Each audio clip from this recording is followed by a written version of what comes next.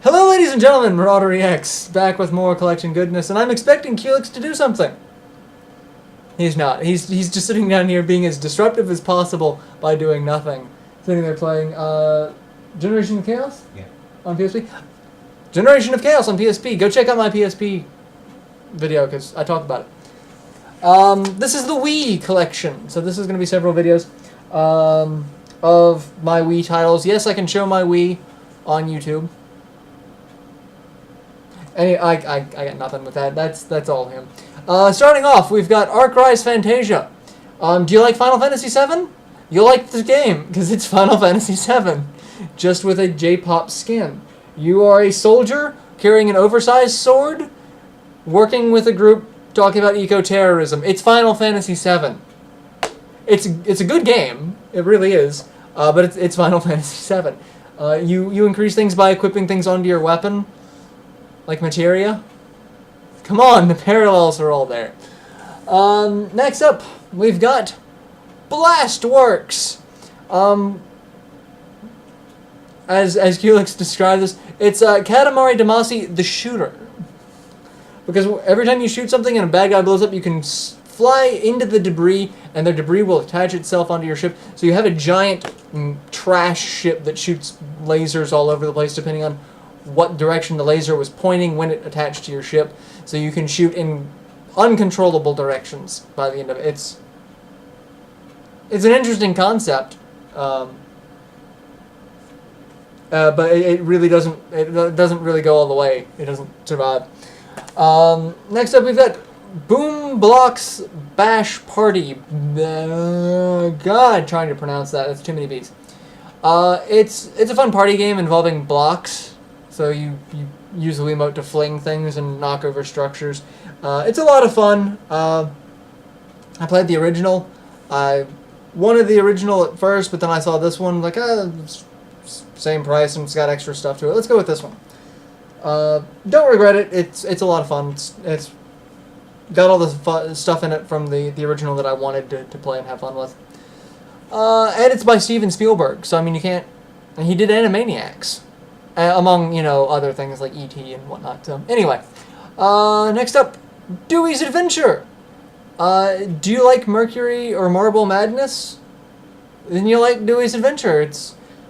You have no control over the character himself. You tilt the world around him, and he slides around as you tilt. He has the power to turn into a little steam cloud and an ice cube, but his butt is made out of a dewdrop, so he just slides around. It's a cute game, it really is, and it did have some fun mechanics to it. Not exactly, a mind-bending puzzle, but it's still fun to learn how to get around the world. So, next up, Donkey Kong Country Returns. I loved the original Donkey Kong Country on the SNES. That game blew me away when it came out. The graphics were amazing for what a 16-bit console could do. I didn't so much like 2 and 3 as much. They just seemed like 3 seemed like a cash grab. Who wants to play as these characters that no one has ever heard of? You want to play as Donkey Kong? Diddy Kong was introduced in this, so that's all right. He's fine. Those two. Diddy getting the second game, that was okay. You're playing as Diddy, but the third game, who are these people? But this is Donkey Kong Country Returns. It's the Wii version. It's actually a lot of fun. It's not as mind-blowing as what you would expect this type of title to be on the Wii. Mostly because Rare did not do this. Rare did the original Donkey Kong Country. This was by Retro Studios. They did a great job with it, by the way, but it wasn't as mind-blowing as seeing some of the other side-scrolling games to Donkey Kong Country is, like, say, New Super Mario Bros. Wii to this. It didn't have that leap of what you were expecting. But all in all, a great side-scrolling platformer, great for co-op if you've got friends. If you don't have friends, then that sucks. Next up, Elebits. We rented this game back when you could still rent games from places, like Blockbuster and other archaic institutions. Right when we got the Wii, and my wife loved it, and finding all these little electrical creatures to power the world, she thought it was really cool. She just thought they were adorable, and we said we were going to pick it up, and we didn't pick it up for like several years later. But she found a copy for actually a pretty good price, and just sat and played it, and started picking up houses and stuff with it. It's weird. You pick up stuff and you shake them to shake out all these little, basically little electric gremlins that aren't gremlins because they're adorable, and gremlins aren't adorable, to power the world around you. So it's a cute game that shows off a lot of the early Wiimote mechanics. Next up, Disney's Epic Mickey. I bought this because I bought into the hype.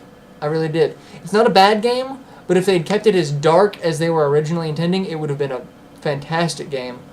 The paint and paint thinner mechanic is actually kind of fun to build and destroy the world around you, but they definitely toned down on the dark overtones that they were teasing with the game with all the pre-release stuff, and it became much more kiddie in the end result. So a little disappointed in that. Didn't pick up the sequel because it wasn't dark enough. I don't know why I want to see Mickey Mouse in a dark role, but that's kind of like why I liked him in Kingdom Hearts. Kingdom Hearts became kind of a darker story, and Mickey was very well involved in it. This one, it's his long-lost, ancestor, whichever one is the one before. I might fucking forget. Oswald the Lucky Rabbit, who basically just got shunned in the House of Disney. So, not as dark, but next up we have Excite Truck. If you want to race trucks in an exciting fashion, you can get Excite Truck. It was not as cool as Excite Bike or anything like that, but it was a fun game. You can get little power-ups that change the terrain, different pathways, and collecting stars. I had a lot of fun with it. It became addicting to get the star. Like, you have to get all the stars. There is a follow-up, Excite Bots Racing, where you're robot trucks that look like it's weird. I just went with Excite Truck, but some of the stuff in the sequel are pretty good. But it's a solid racing game, especially if you have friends that you want to dick over, because some of the power-ups will dick your friends over. Not as bad as Mario Kart, but. Next up we have Fire Emblem Radiant Dawn. This is the sequel to Path of Radiance on the GameCube. So it still has Ike who fights for his friends and does crack cocaine. But it's slightly revamped with Wii graphics. You do kind of have to know a little bit of the story of Path of Radiance to get into this, but they do a decent job of covering the story if you have not played the first one. But playing the first one does definitely help. But it is a Fire Emblem game, so it is damn near impossible to not have people die. And when people die, they stay dead, because that's what happens in war. When people die, they die. Next up, we've got Fortune Street. Do you like Mario Party? Do you like Monopoly? Do you like Dragon Quest? Do you like not actually having friends by the time you're done playing a game? Fortune Street. It's Monopoly, but with Mario and Dragon Quest characters. It doesn't really have too much of the Mario Party element, so there's not as much of the random dicking over, other than the dice. And the dice, any dice in any game can and will dick you over. I got it because of the Dragon Quest characters, and the Monopoly aspect look kind of cool. And we have a long-standing saying with the Dragon Quest slime, especially the metal one, of "I'm metal." Other than that, I can't say anything about the game that won't make me sound any more crazy than just that. So, next up, Geometry Wars Galaxies. I wanted this one because I thought the Wiimote would actually make it a little bit more entertaining to play, and it didn't, so I actually just played this with the classic controller. But this is an addicting game. There's very little to it. It's all just geometric shapes, shooting lasers, bright colors, explosions, and ridiculously bass-pumping music. So, whatever platform that you have available, this game should be on it. Pick it up. It's well worth it. For being such a simplistic game, it's just way too much fun. GoldenEye 007. I had so much fun in the N64 days with GoldenEye that I thought that this would be like it. It's okay. That's really all I can say about it. It's okay. It's not as mind-blowing as the original 007 was. It does have a lot of the same multiplayer features, and it does have the 4-player co-op split screen. So you can actually play in the same room without having to have multiple consoles or be connected on an online service. But it was like it was trying too hard to be the original GoldenEye, just with a modern skin, and it kind of failed at it. Plus, Oddjob's a bitch. So, Felix is just sitting here staring at me like, tell us how you really feel. Next up... More thinking, like, did you play the original 007 with Oddjob? Well, I played the original 007 with Oddjob, and Oddjob is a bitch. Oddjob will forever be a bitch. It's like, that's not new. No, it's not, but we typically didn't... If people played Oddjob, someone would enable the golden gun cheat to be like, okay, fine, if one person's going to get a one-hit KO, everyone's going to get a one-hit KO. So yeah, 007, Oddjob's a bitch. That's what you need to take away from this entire video. Oddjob's a bitch. Next up, these two games I'm not really going to talk much about. Karaoke Revolution Glee and Glee 2. I can't stand Glee. I can barely stand the karaoke games, but I can't stand Glee. It's like Kids Bop if the kids were 32 pretending to be 12.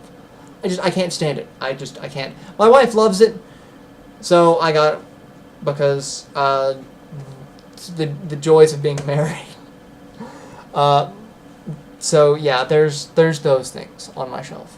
Next up, a game that I actually like, Kirby's 20th Anniversary Dream Collection.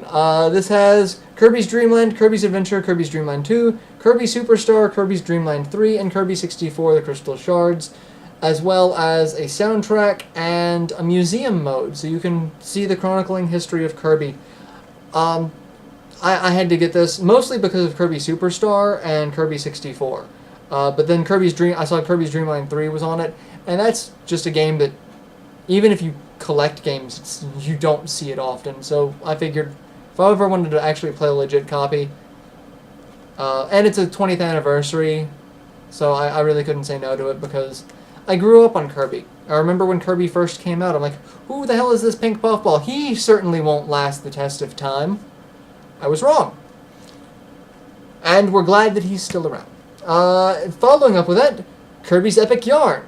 It's a Kirby game that's not a Kirby game. It was supposed to be the other character, Prince Fluff was supposed to be, but they figured it wouldn't sell without a named character, so they slapped Kirby in it.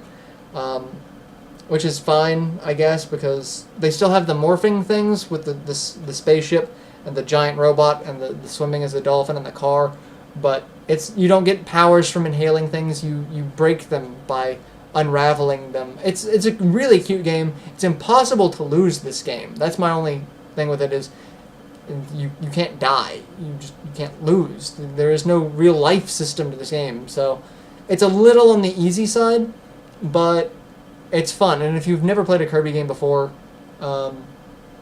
it's well worth picking up as the first one you played.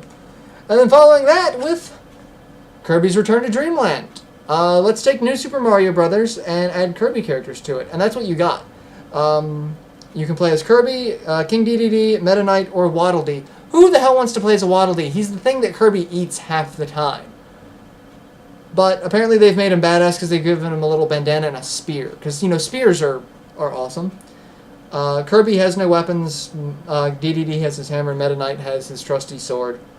But it's New Super Mario Brothers Kirby is what it is. 4-player action, but it's still a lot of fun. Or you can play as 4 Kirby characters. I didn't know that. I did not know that you could play as 4 Kirby characters. So you can play as a pink, a yellow, a green, and a blue Kirby. So it's like Kirby's Yoshi's Island, different colors. Next up, we have Klonoa. I actually got this game because of Culex. Culex has the Wii version, and I was asking what the difference is between the Wii and the PS1, and he sent me a comparison video and was talking about it and showing off what he's been doing, because he's been playing it. Looked interesting. It's a very interesting side-scrolling platformer. It's kind of 2.5D, but it's side-scrolling platformer. And it has a really interesting history and legacy from the Klonoa games from its early days on the PS1, and then it had Game Boy Advanced iterations, and now it's on the Wii. So I figured go with the Wii version, because the Wii version is basically just a remake of the original PS1 version. So, slight differences, but they kept it fairly faithful. Next up, a game that I really, really need to get more into. Last Story, and I got little rubber bands keeping the thing on it, because that slipcover sleeve is the worst design game ever. Or worst design sleeve ever. But Last Story, the one of the games that Operation Rainfall petitioned to have brought out. Thank you again to Xseed for having this game localized. Without you, it may never have seen the light of day here in the U.S. And it's one of the games that got me into Rainfall, which is why I do stuff for them now, because it's amazing. It's done by Mistwalker Studios. Again, the original Final Fantasy pedigree. You cannot say no to that kind of pedigree. I really, with that name alone, with Mistwalker Studios and the names behind it, saying that they're doing a traditional JRPG style game, except it's not a traditional JRPG style game. The combat system is ridiculously unique.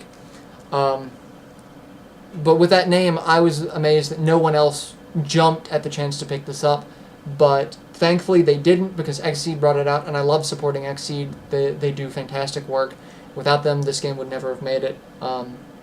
So I'm very thankful to them for it, and because of which it also gives me a fun job. So, because I get to write about video games now, and do videos for video games. How awesome is that?